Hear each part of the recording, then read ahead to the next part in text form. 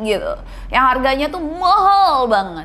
Dan mungkin ada beberapa orang yang membeli itu terus bertanya-tanya, kok aku pakai udah iya mahal harganya jutaan gak ada efeknya.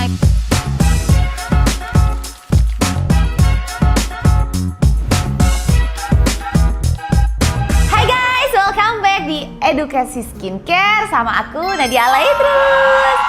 Anyway, ini adalah episode kelima kita, cie. Dan di episode kali ini aku mau membahas mungkin seputar isu yang kemarin itu sempat panas gitu ya, sempat hot pop gitu di Indonesia, yaitu skincare yang harganya mahal tapi klaimnya tidak sesuai, cie. Tapi mungkin aku tidak akan membahas brandnya. Aku mau membahas yang pertama, bahwasannya aku melihat fenomena kalau dia itu menjual harganya katanya ini harga aslinya jutaan, 1 juta or berapa gitu. And then hari ini diskon cuman 100.000, kayak gitulah kira-kira marketingnya. Ini terus aku bingung, udah iya cuman 100.000 and then overclaim pula gitu kan. Jadi aku bingung ya, ini sebenarnya harganya berapa sih gitu. Terus and then sebenarnya kandungannya kayak mana sih? Jadi aku bingung ya. Nah, makanya kenapa di hari ini kita mau membahas tentang skincare mahal itu sebenarnya perlu nggak sih gitu? Apakah sesuai? Apakah worth with the price gitu? Itu yang pertama. And then juga nggak cuman kita membahas mungkin brand lokal yang kemarin hangat, panas dan viral, tapi juga ada beberapa brand lokal maupun internasional yang import masuk ke Indonesia yang harganya pun juga melejit gitu. Yang harganya tuh mahal banget. Dan mungkin ada beberapa orang yang membeli itu terus bertanya-tanya, kok aku pakai udah iya mahal harganya jutaan gak ada efeknya gitu kan. Jadi kayak ini sebenarnya lagi-lagi apakah ini worth with the price or not gitu. Jadi kita akan membahas skincare mahal perlu kita beli atau worth untuk kita beli, dan skincare mahal yang sebenarnya nggak perlu kita beli gitu. Jadi nanti aku akan bahas. Oke, jadi sebenarnya ada skincare mahal yang worth it, ada skincare mahal yang enggak. Kalau misalnya dia itu nggak worth it, kalian perlu sadari sometimes itu adalah karena brandingannya gitu ya. Jadi kayak ya let's say lah, kalau misalnya teman-teman di sini juga tahu tas mahal gitu kan, tas-tas yang brandingannya bener-bener harganya sampai ratusan juta atau miliaran, itu kan brandingannya memang udah mewah, luxury and ya begitulah ya kan. Terus juga, nah tapi kadang gini, kadang kalau misalnya tas oke lah gitu, tapi kalau misalnya skincare, apakah kandungannya tuh efektif dan diperluin sama kulit? Jadi makanya kenapa aku tuh selalu menegaskan ke kalian, pentingnya kalian itu memahami kandungan ingredients-nya yang memang dibutuhin sama kulit. Karena jangan sampai kalian itu cuman buang-buang uang aja, sayang banget gitu loh kalau sampai kalian tuh cuman buang-buang uang hanya untuk membeli skincare mahal, tapi ternyata nanti tidak sesuai dengan ekspektasi kalian. Karena nih yang pertama, alasan kenapa skincare itu sometimes dijual mahal. Yang pertama adalah, tadi yang aku udah bilang, itu adalah masalah branding dan juga kayak statusnya gitu loh. Jadi beberapa merek itu memang dia tuh sengaja memasang harga yang tinggi, kayak ya memang dijual untuk kalangan-kalangan elit aja gitu. Karena kan ada ya beberapa orang yang memang dia suka nih kayak dia akan lebih puas kalau dia tuh spending di yang harganya itu mahal gitu. Jadi memang customer itu, memang mereka itu menjual untuk customer itu bukan hanya untuk mencari hasil, tapi juga untuk mencari prestisnya, untuk kayak oh gue beli nih skincare merek A gitu yang harganya moisturizernya aja 4 juta gitu. Padahal kayak apa moisturizer 4 juta ya, gue sendiri sih belum pernah pakai gitu moisturizer 4 juta, kayak mahal banget gitu. Aku mending beli moisturizer yang harganya mungkin jauh di bawah itu tapi sangat-sangat efektif gitu selama aku itu pakai. Yang kedua, alasan kenapa skincare itu mahal, sometimes memang bahan aktif dan formulasi. Oke, jadi memang beberapa produk itu dia tuh pakai bahan aktif itu yang kualitasnya tinggi, teknologinya canggih, dan formulasinya tuh hanya mereka yang punya gitu. Nah, tapi apakah formulasi ini, formulasi new technology or something yang mereka iklan-iklankan itu emangnya dibutuhin gitu sama kulit kita? Nah, sometimes itu tuh enggak. Dan apakah memang formulasi itu tuh efektif di kulit kita? Sometimes itu tuh enggak. Jadi jangan sampai, lagi-lagi yang aku bilang, jangan sampai kalian itu membuang-buang uang. Kayak apa gitu misalnya ya, formulasinya gitu yang biasanya sih digembor-gemborin, ini adalah bahan aktif langka premium stem cell Jangan ngomongin stem cell ada yang kesindir ntar. Ya kan, jadi misalnya ya itu tadi ya, stem cell atau misalnya ini nih, mengandung emas gitu. Emas nggak tuh dimasukin ke skincare gitu? Emas lu pakai aja ya di perhiasan kalian gitu, jangan dipakai skincare. Atau caviar ya, atau apa kayak peptide kayak yang canggih-canggih and whatever lah, pokoknya yang aneh-aneh kayak gitu. Nah sometimes memang ini tuh kayak menjual banget gitu loh. Jadi tapi apakah bahan-bahan itu dibutuhin sama kulit kita? Nah kadang kan kalau aku pasti sangat mengedepankan menggunakan bahan aktif yang memang sudah ada evidence base-nya. Emang sudah ada penelitiannya. Oh memang ini itu efektif di kulit kita. Kayak vitamin C, kayak retinol, kayak hyaluronic acid, niacinamide. Itu kan jelas gitu ya. Timbang kalian pakai yang mengandung tadi. Mengandung kaviar atau mengandung stem cell yang kita nggak tahu dia sumbernya dari mana dan lain sebagainya gitu, nanti lagi-lagi tidak akan sesuai dengan ekspektasi kalian dan hanya waste your money kan. Oke. Yang ketiga, kenapa skincare itu mahal? Sometimes memang mereka itu melakukan riset dan pengembangan dan juga teknologi. Jadi memang misalnya dia itu tadi ya, dia mengandung stem cell atau bioengineering ya kan, terus dia membutuhkan suatu riset bertahun-tahun, terus dia juga misalnya membutuhkan uji klinis ya kan, mereka membutuhkan suatu inovasi dan lain sebagainya. Asal kalian tahu ya, semua hal-hal yang dibutuhkan oleh brand mereka akan perhitungkan dan itu akan masuk ke dalam biaya penjualan produk gitu. Harga penjualan produk. Yang berarti biaya tersebut itu menjadi tanggungan customer gitu kan. Jadi makanya kenapa sometimes yang menggunakan teknologi-teknologi baru yang lebih up to date gitu, mereka harganya itu akan lebih mahal dibandingkan dengan kandungan-kandungan yang penelitiannya itu sudah lama dan sudah bertahun-tahun digunakan gitu. Kayak misalnya ya tadi yang aku selalu bilang ya, retinol, vitamin C. Kenapa aku selalu mengulang-ulang retinol and vitamin C? Karena menurutku itu adalah ingredients yang cukup holy grail buat aku, apalagi buat aku yang lebih suka kulit itu terlihat cerah dan juga awet muda gitu. Jadi aku selalu tidak pernah meninggalkan dua kandungan itu, retinol and vitamin C.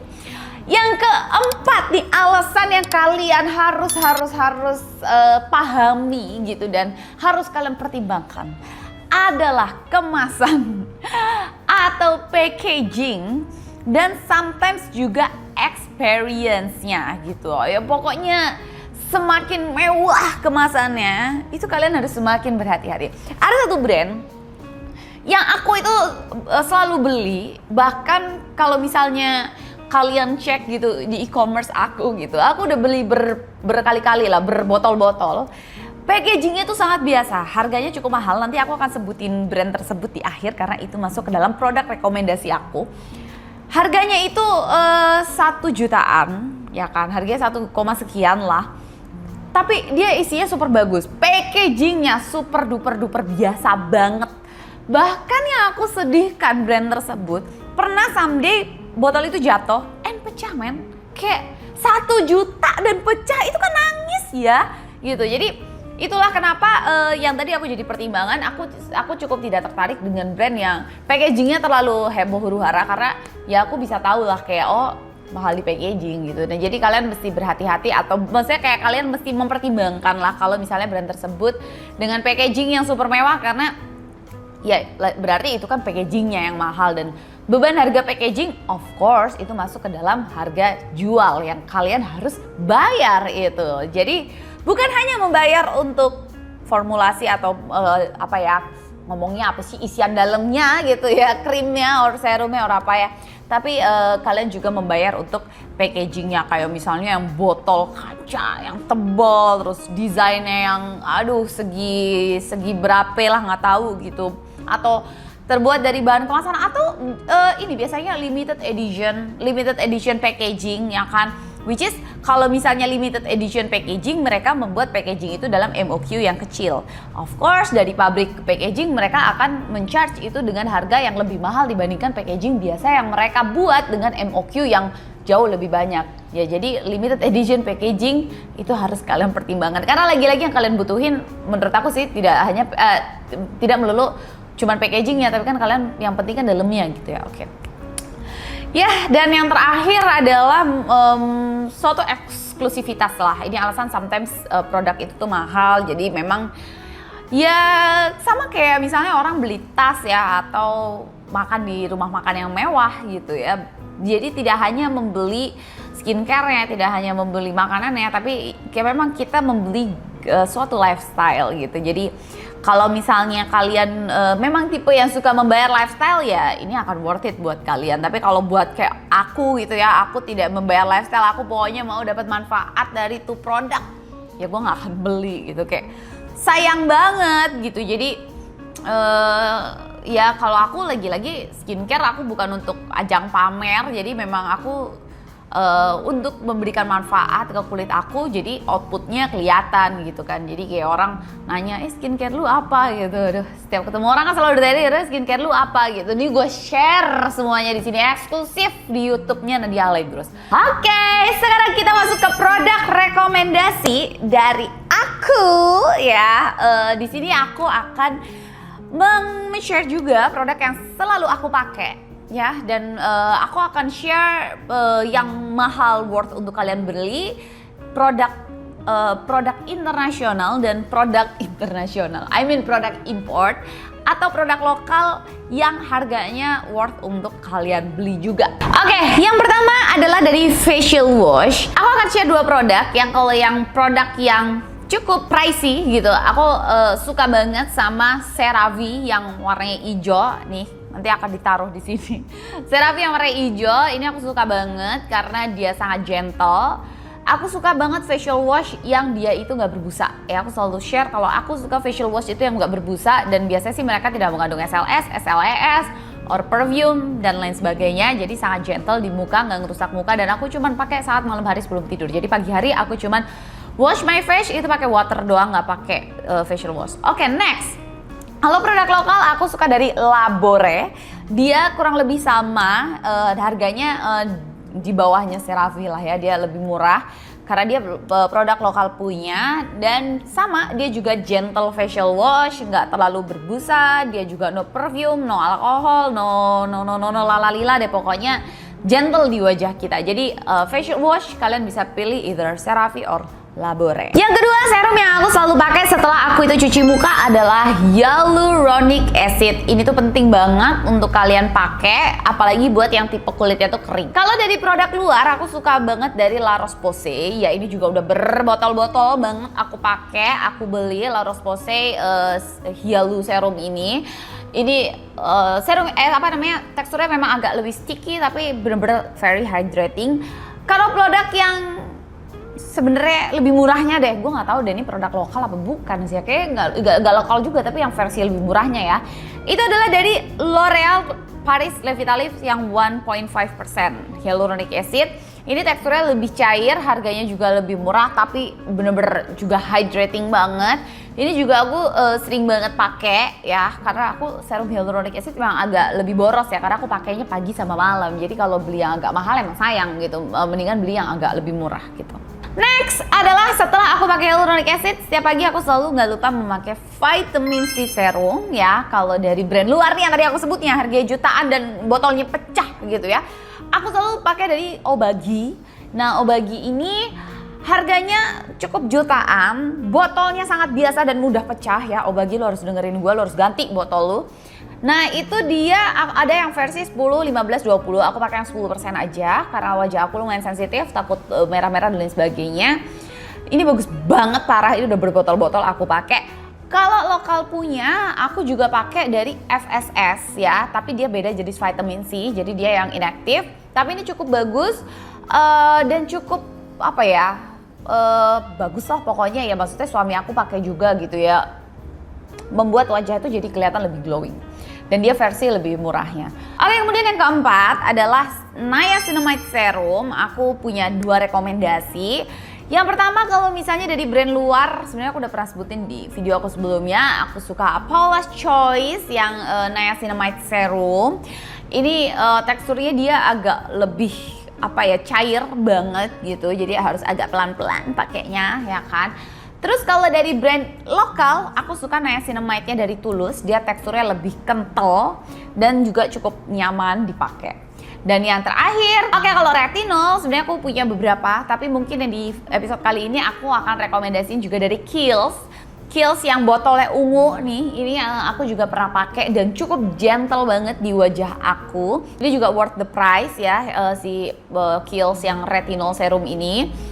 Dan kalau brand lokal, aku suka retinolnya dari Avoskin. Nah ini juga teksturnya nggak terlalu kental dan dia cukup gentle dipakai di wajah. Jadi kalau misalnya kalian itu mau pakai brand lokal atau brand luar, nah tadi adalah rekomendasi dari aku yang worth the price ya, nggak terlalu mahal tapi efektif gitu. Jadi jangan membayar sesuatu yang nggak perlu deh gitu. Nggak usah bayar teknologi aneh-aneh, nggak usah bayar ingredients aneh-aneh. Pakai aja yang udah ada penelitiannya gitu. Jadi biar hasilnya pun sesuai sama ekspektasi kalian, nggak buang-buang duit ya say. Oke deh kalau gitu, thank you so much buat yang nonton episode kali ini. Dan semoga kalian bisa mendapatkan pencerahan ya untuk membeli skincare setelah menonton video ini. Dan jangan lupa untuk kalian like and comment kalau kalian ada pertanyaan, siapa tahu akan aku bahas di episode setelah ini. Jangan lupa juga share video ini kalau video ini bermanfaat, dan sampai jumpa di Sabtu depan. Bye-bye.